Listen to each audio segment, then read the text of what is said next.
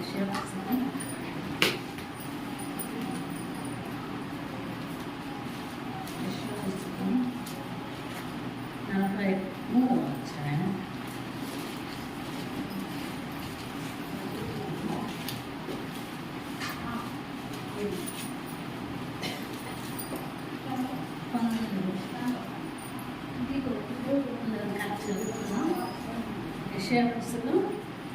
43వ అధ్యాయం 12వ వచనం. అందరం కలిసి చదువుకున్నాం. బిడ్డగా చదవండి. ఇదిగో నేను ఒక నూతన క్రియ చేస్తున్నాను, ఇప్పుడే మీరు దాన్ని ఆలోచించరా? నేను అరణ్యంలో కలగజేస్తున్నాను, ఎడారిలో కలగజేస్తున్నాను. చాలు. ఇక్కడ దేవుడు ఏమంటా ఉన్నాడంటే,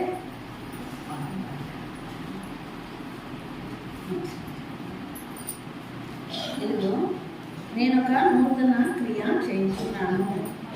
ఎప్పటి నుంచి చేస్తానని కానీ దేవుడు నూతన సంవత్సరంలో చేసిన దేవుడు మనల్ని నూతన అనుభవంలో సాగిపోవటానికి దేవుడు ఈ దినాన్ని మనతో మాట్లాడుతూ ఉన్నాడు. ఏమనంటే, అందరూ నూతన సంవత్సరంలో నూతన వాగ్దానాలు తీసుకున్నాను కదా.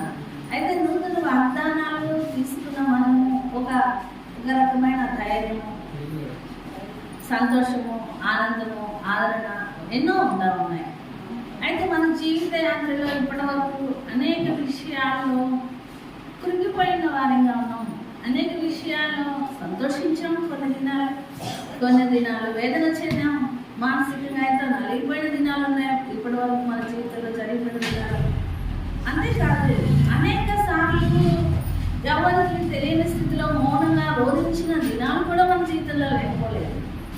అంతేకాదు, కొన్ని దినాలు పడక మీద పడి మనకు తెలియకుండానే కన్నీరు కార్చిన దినాలు ఎన్నో ఉన్నాయి మన జీవితాలు.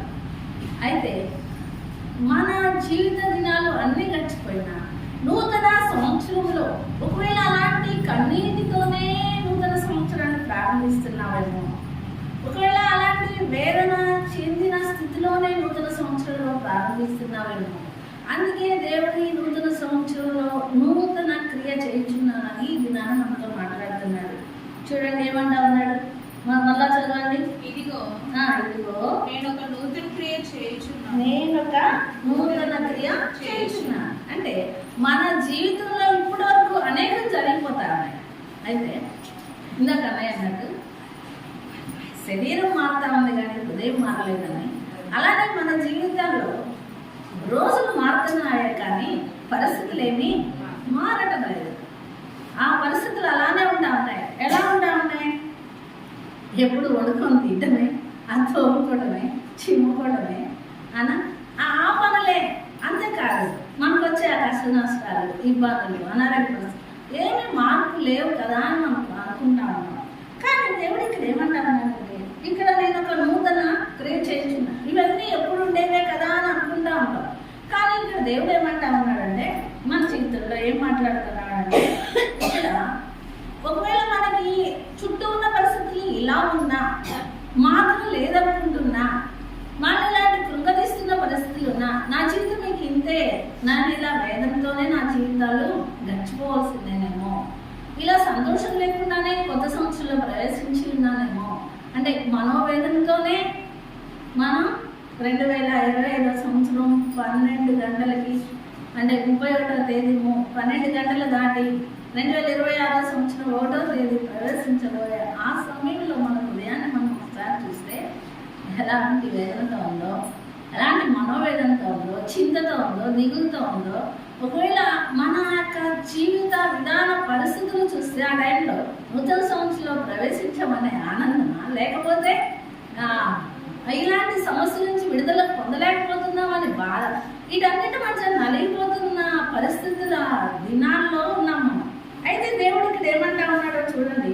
ఇదిగో నేను ఒక నూతన క్రియ చేస్తాను. అయితే నువ్వు ఇలాంటి పరిస్థితిలో ఉన్నా, నువ్వు గమ్యం లేని స్థితిలో ఉన్నా, మార్గం లేని స్థితిలో ఉన్నా, నీకు ఇంకా నీ పరిస్థితిగా లేవలేని పరిస్థితిలో ఉన్నా, నేను ఇలా అణచివేయబడిన స్థితిలో ఉన్నానని అనుకుంటున్నా, దేవుడు నీ పక్షాన ఒక నూతన కార్యం చేయాలని ఇష్టపడతా ఉన్నాడు. అయితే నూతన సంవత్సరంలో ప్రవేశింప చేసిన దేవుడు, నూతన వాగ్దానం నుంచి నిన్ను ఆదరించి ధైర్యపరుస్తున్న దేవుడు, నేను భయపడకు అని దేవుడు మాట్లాడుతూ నీ పక్షాన ఒక కార్యాన్ని చేయాలని ఇష్టపడతా ఉన్నాడు. అయితే ఏం చేయాలనుకుంటా ఉన్నాడు? ఏమంటా ఉన్నాడు? 19వ వచనంలో చూస్తే ఇదిగో నేను ఒక నూతన క్రియ చేయించున్నాను, ఇప్పుడే అది మొలుచును, మీరు దాన్ని ఆలోచింపరా. నేను అరణ్యంలో త్రోవ కలుగ చేయించున్నాను, ఎడారిలో నదులు పారచేయుచున్నాను. ఇప్పుడే ఎప్పుడు అంటున్నాడు? ఈ నూతన క్రియ ఎప్పటి నుంచి చేస్తారంటున్నాడు? ఈ సంవత్సరం ప్రారంభమైన దగ్గర నుంచి, ఈ సంవత్సరం ఈ మొదటి ఆదివారం నుంచి ఇప్పుడే నేను మీరు ఒక నూతన క్రియ చేస్తానంటున్నాడు. మీరు దాన్ని ఆలోచించరా, మీరు దాన్ని మనసులో పెట్టుకోరా అంటే దేవుడు ఒక మాట అంటా ఉన్నాడు. చూడండి ఆ మాట ఇంకా చూద్దాం. చూడండి 50 ఏషియాలోనే 50 వచ్చాను.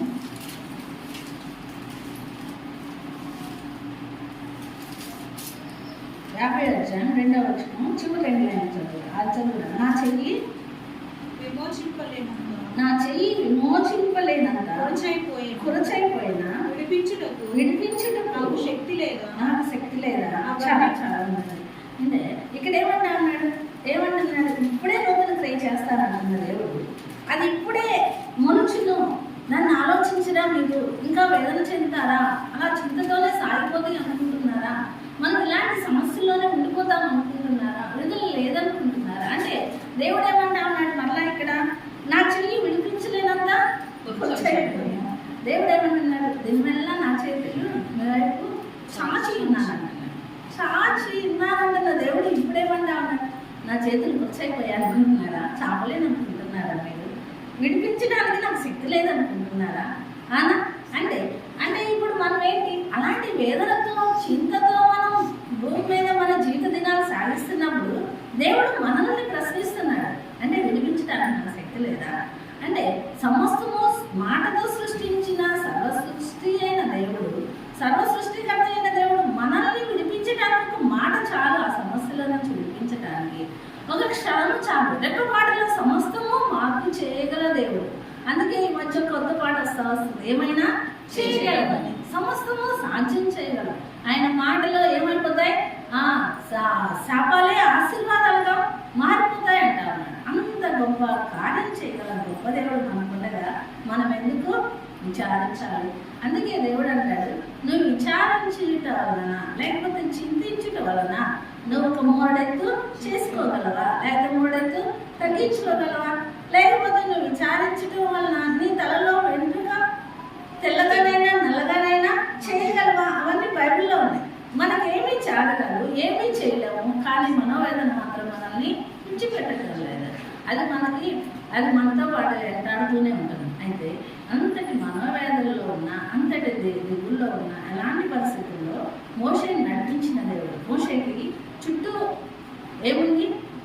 అరణ్యం ఉంది, ముందు సముద్రం ఉంది, వెనక శత్రువులతో తగ్గుతున్నారు. అలాంటి పరిస్థితుల్లో ఎవరున్నారు తోడు? దేవుడు తోడు. దేవుడి వైపు చూస్తున్నందువల్ల అసాధ్యమైన పరిస్థితుల్లో మార్గం చూపించింది ఎవరు?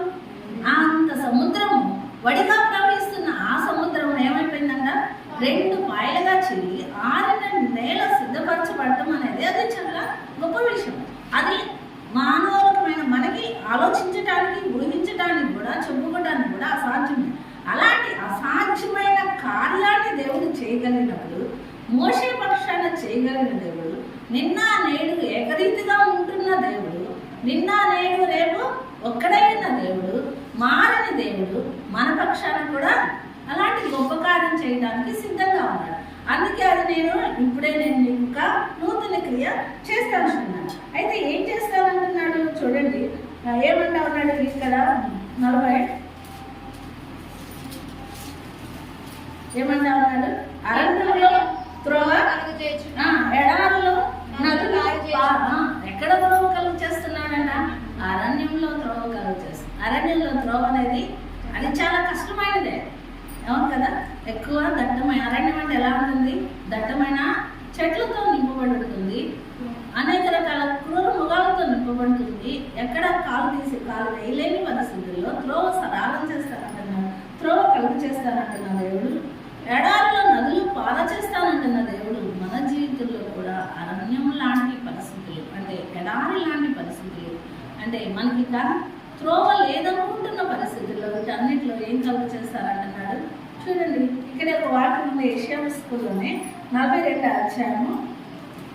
యెషయా పుస్తకం 42వ అధ్యాయము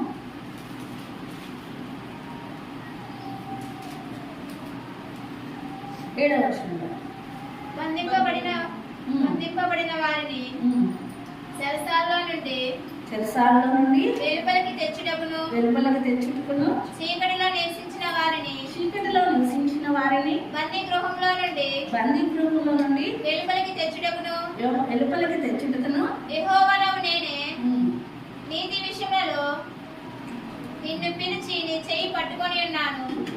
నిన్ను కాపాడి ప్రజల కొరకు నిబంధనగాను అన్యజనులకు వెలుగుగాను నిన్ను నియమించి ఉన్నాను. చాలా ఇక్కడ ఏమంటున్నాడు? నిన్ను అసలు పిలుచుకుంది దేవుడు ఎందుకు పిలుచుకున్నా అన్నాడు? వెలుగుగా ఉంచడానికి, నీ చేయి పట్టుకొని నడిపించడానికి. అయితే ఇలా వెలుగుగా నియమించుకోవాలనుకుంటున్న దేవుడు నిన్ను చేయి పట్టి నడిపించాలనుకుంటున్నాడు. ఈ దేవుడు నిన్ను ఆ పరిస్థితుల్లో విడిచిపెడతారా? ఆయన శక్తి లేదా? పట్టుకొని నడిపించే శక్తి లేనివాడా? ఆయన నా చెయ్యి కుడిచాయినా అంటున్నాడు కదా. నా చెయ్యి కుడిచైపోయిందా? నిన్ను పట్టుకోలేనంత కుడిచైపోయిందా? నిన్ను నడిపించలేనంత కుడిచైపోయిందా? నేను నీకు సహాయం చేయలేనంత కుడిచైపోయిందా అని దేవుడు అంటా ఉన్నాడు. ఎందుకు నువ్వు అలా అనుమానంతో, దిక్కులతో, విచారం నీ నూతన సంవత్సరంలో అడుగు పెడతావు? అందుకని దేవుడు ఈ నూతన సంవత్సరంలో నూతన స్థిర గట్టి నిర్ణయంలో ఉండాలని దేవుడు ఈ దినాన్ని మనతో మాట్లాడుతూ ఉన్నాడు. ఏమంటా ఉన్నాడు? అరణ్యంలో దారి చూపిస్తానంటున్న దేవుడు, ఎడారిలో నదులు ప్రవహిస్తాను. ఎడారి అంటే ఎండిపోయిన నేలగా ఉంటుంది.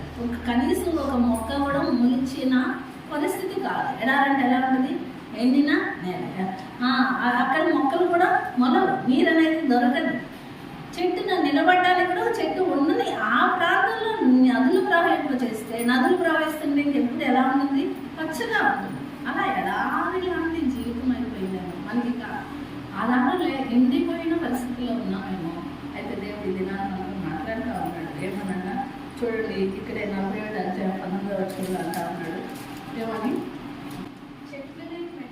చెట్లు లేని మెట్టల మీద నేను నదులను పారచేయుదును, లోయల మధ్యను ఊటలు ఉబ్బు చేసేదను, అరణ్యము నీటి మడుగుగాను ఎండిన నేలను నీటి బుగ్గలుగా ఎలా చేస్తాడంట?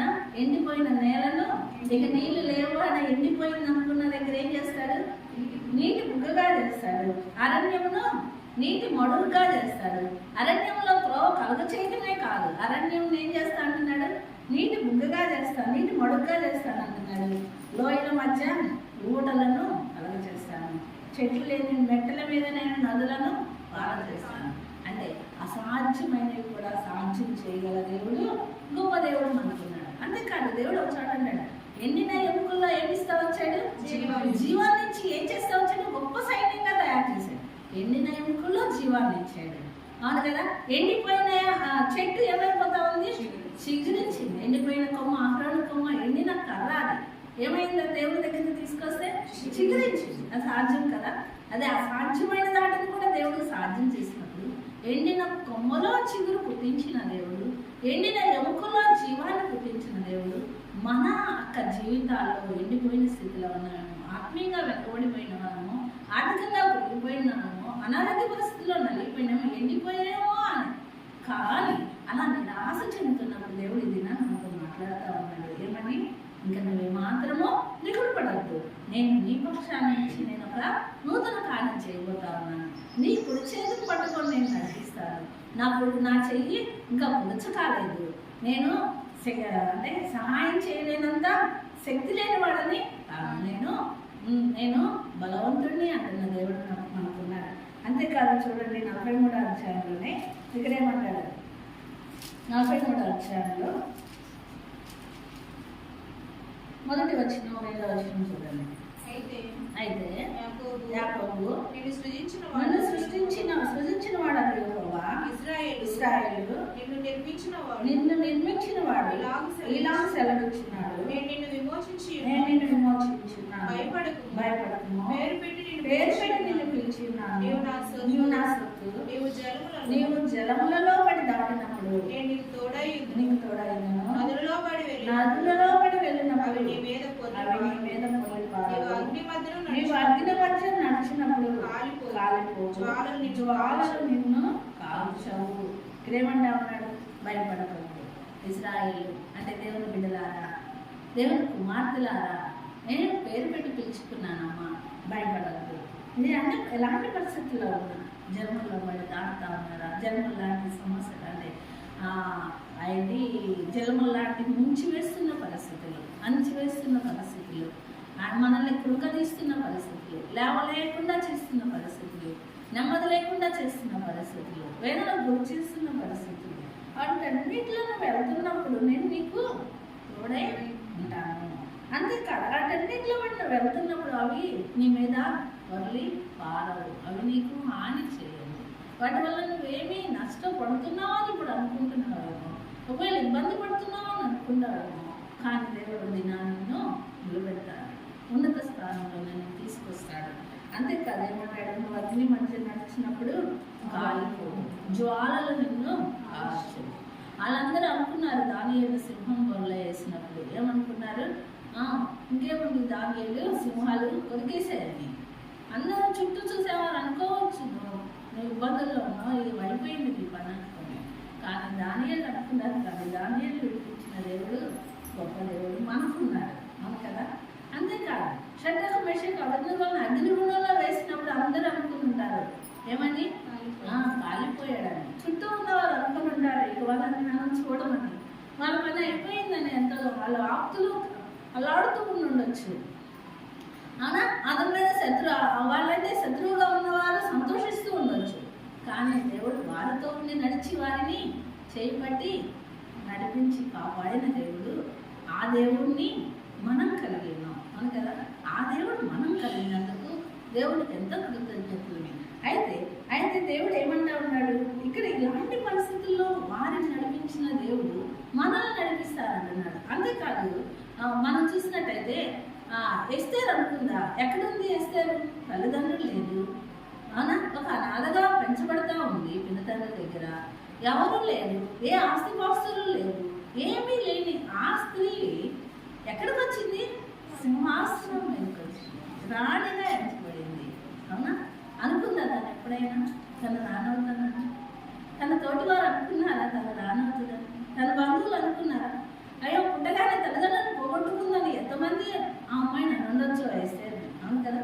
తల్లిదండ్రులు లేను, అనాథగా పెరుగుతుంది, ఇంకా అమ్మాయి జీవితం మీకు అంతే అనుకుని ఉండొచ్చు. కానీ దేవుడు విడిచిపెట్టాడా?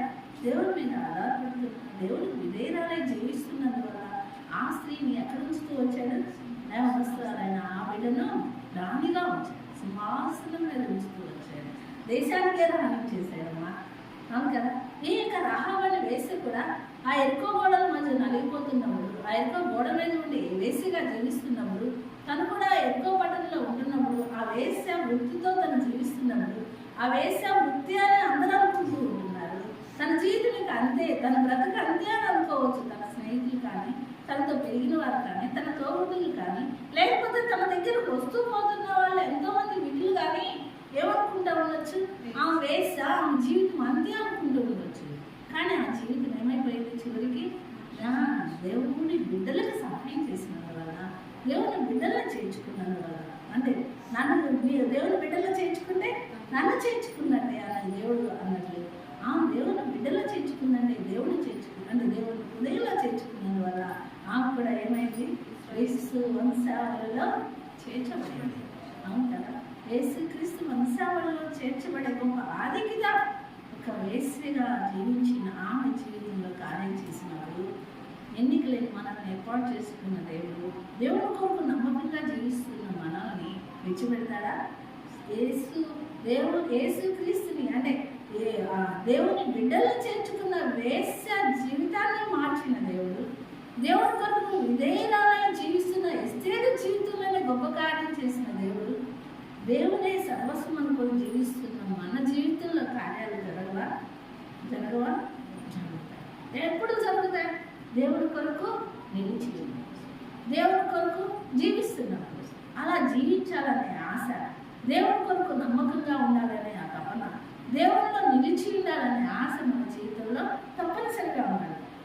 ఇక్కడ ఉన్నాడు చూడండి, ఏషియాలోనే ఉంది 35వ అధ్యాయం